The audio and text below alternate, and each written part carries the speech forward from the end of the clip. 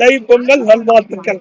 போராட்டத்தில் ஈடுபட்டு ஆசிரியர் ஒரு இறந்திருக்காரு, அது இந்த தைப்பொங்கல் ஏற்கனவே நான் வந்து ட்விட்டர்ல கொடுத்திருக்கேன். இந்த ஆட்சியில அவர்களுக்கு கொடுக்கப்பட்ட வாக்குறுதி அதை நிறைவேற்ற வேண்டும்னா போராடிட்டு இருக்கிறாங்க. வாக்குறுதி கொடுக்கின்ற பொழுது அவர்கள் எண்ணி இருக்க வேண்டும். வாக்குறுதி கொடுத்து விட்டார்கள், வாக்குறுதிப்படி அவர்கள் வாக்குகளை பெற்று விட்டார்கள், ஆட்சிக்கு வந்து விட்டார்கள். அதனால அந்த வாக்குறுதி நிறைவேற்ற வேண்டும் அவர்கள் போராடிட்டு சில கட்சிகள் வரும். அந்த உடனே நாங்க சொல்றோம், அது எப்படி எல்லாம் பகிரங்கமா சொல்ல முடியுமா?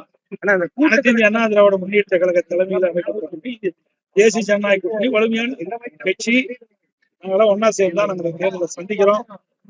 திராவிட முன்னேற்ற கழகத்தை பொறுத்த வரைக்கும் காங்கிரஸ் இந்த கூட்டணியில இருக்குமா இருக்காதா என்பது சந்தேக நிலைக்கு வந்துட்டு. திரைப்படத்துல ஒண்ணுல ஹிந்தி திணித்தல் காங்கிரஸ் தான் திணித்ததா ஒரு திரைப்படமும் உருவாக்கி இருக்காங்க. அது மைய கருத்து வந்து ஆனா அவங்களுடைய தொடர்ந்து கூட்டணியில் இருக்காங்க. திரைப்பட காட்சி திரைப்படத்துல பொழுதுபோக்குவதற்காக காட்சி புரியுதா? அப்பொழுது அதிமுகவும் பிரியல. அதிமுக திமுக என்று தனித்தனி கட்சியில ஒரே கட்சியா தான் இருந்தது. புரியுதா? மொழிப்போர் தியாகிகளுக்கு நாங்கள் அவர்களுக்கு அஞ்சலி செலுத்தும் 25ஆம் தேதி வருகின்ற 25ஆம் தேதி நாங்க வந்து அவர்களுக்கு அஞ்சலி செலுத்தும் கூட்டமே நடத்தணும். அது அந்த காலகட்டம் வேற. இந்த காலகட்டத்துல இன்னைக்கு படமா எடுத்திருக்கிறாங்க. ஆக அதை வைத்து நாங்க வந்து எதுவுமே கருத்து சொல்ல இயலாது.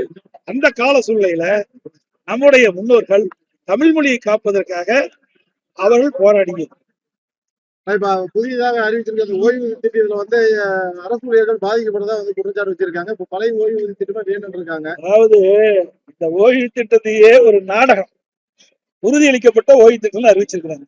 ஏற்கனவே மத்திய அரசு அறிவிக்கப்பட்ட திட்டத்தை அப்படியே பூசி ஒரு நன்மை வைக்கிற மாதிரி ஒரு நாடகத்தை இன்றைய முதலமைச்சர் அரங்கேறியிருக்கிறார். ஏற்கனவே மத்திய அரசு அறிவிக்கப்பட்ட ஓய்வு திட்டத்தை தான் இந்த அரசும் அறிவிச்சிருக்கு. வேற என்ன புதுசா எதுவுமே இல்லை. ஒண்ணு ஒரு சில மாற்றங்கள் செஞ்சிருக்கிறாங்க. இன்றைக்கு அதுல பிரைஸ் இண்டெக்ஷன் இருக்குது. இதுல வந்து அகவலப்படி கொடுக்குறாங்க. அதுதான் மாற்றம், வேற எதுவுமே கிடையாது. எனக்கு தெரிஞ்ச அளவுக்கு எதுவுமே புதுசாக இல்லை. அவர்களும் கேட்பது திராவிட முன்னேற்ற கழகம் தேர்தல் அறிக்கையில குறிப்பிட்டது, திராவிட முன்னேற்ற கழகம் ஆட்சிக்கு வந்தா பழைய ஓய்வு திட்டத்தை நடைமுறைப்படுத்தும். பழைய ஓய்வு திட்டத்துல அரசுடைய பங்களிப்பு இல்ல. இப்போ திராவிட முன்னேற்ற கழக அரசு இன்றைய தினம் உறுதியளிக்கப்பட்ட ஓய்வு திட்டத்துல பங்களிப்பு இருக்குது. இதுல என்ன இவர்கள் புதுசா வந்து மாற்றி கொடுத்துக்கிறாங்க? அவர்கள் கேட்ட கோரிக்கை இந்த அரசு நிறைவேற்றலையே.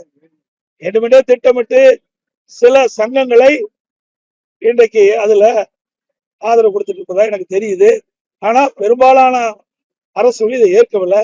ஏற்கனவே மத்திய அரசு அறிவிக்கப்பட்ட ஓய்வு திட்டத்தின் அடிப்படையில் இந்த ஓய்வு திட்டத்தில் இருக்கு. வேற எந்த ஒரு மாற்றமும் இல்லைன்னு தான் என்னுடைய பார்வை. தெளிவா நான் வந்து அறிக்கையின் வேலை தெளிவு. மீண்டும் அதிமுக ஆட்சிக்கு வந்துச்சுன்னா அந்த பழைய ஓய்வு திட்டம் கொண்டு வரதுக்கு வாய்ப்பு இருக்கான? அதெல்லாம் கால சூழ்நிலைக்கு தகுந்த மாதிரி. பிரதமர் மோடி பொறுத்த வரைக்கும் எது நடக்குமோ அதான். எங்களை பொறுத்தவரை கொடுக்கப்பட்ட வாக்குறுதி நிறைவேற்ற அரசாங்கம் அதிமுக அரசாங்கம். திமுக பொறுத்த வரைக்கும் ஓட்டுக்காக ஆட்சி செய்யறாங்க. ஓட்டு வரணும், மக்களை ஏமாற்ற வேணும். நிறைவேற்ற முடியாத வாக்குறுதிகள் கொடுத்து மக்களை ஏமாற்றி அவர்கள் வாக்குகளை பெற்று ஆட்சிக்கு வந்த பிறகு அவர்கள் கொடுக்கப்பட்ட வாக்குறுதி நிறைவேற்ற மாட்டாங்க. எல்லாமே களத்துல போராடிட்டு இருப்பது எதுக்கு? கொடுக்கப்பட்ட வாக்குறுதி நிறைவேற்ற வேணும்னா அவங்க போராடிட்டு இருக்கிறாங்க. பிரதமர் மோடி தமிழகத்துக்கு